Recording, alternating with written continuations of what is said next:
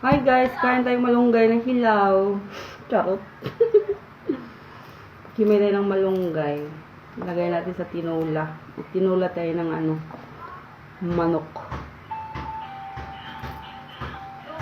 Yan. Malunggay, pampahaba ng buhay. Tagal ang merienda natin. Maghimay tayo ng malunggay. Samahan niyo ako maghimay. Kasi yung katabi ko, hindi naghihimay ng malunggay. Pinili maglaro. Sa tulungan ako maghimay. Ang dami kong hihimayin no, lahat to. Puro lagay sa manok. Puro tinula na malunggay lang ilalagay. Pwede ba yun? Galing kasi ito sa sa school. Binigyan ng teacher.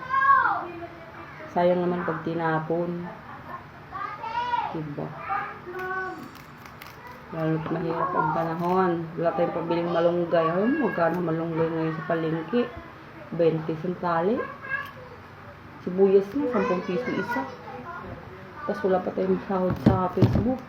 Nababawasan pa yung star natin. Ha? Yata yun.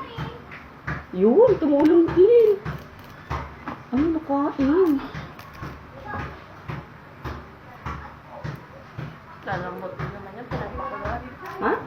Lalambot din naman yan pag pinakuluan. Oo, malalambot din yan. Parang mo ano yan. Walang dami, hindi naman kaya tayo mapurga sa malunggay. Oo. Kami,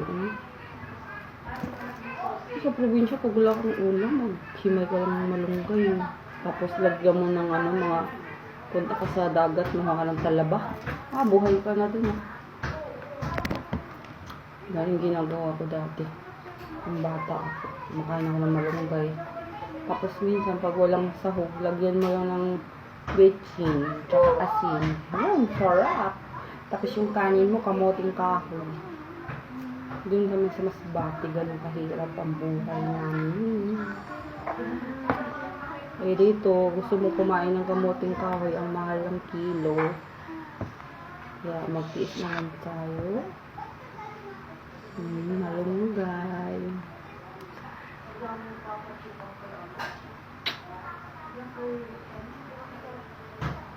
Pati pa yung mayayaman, sarap ng ulam.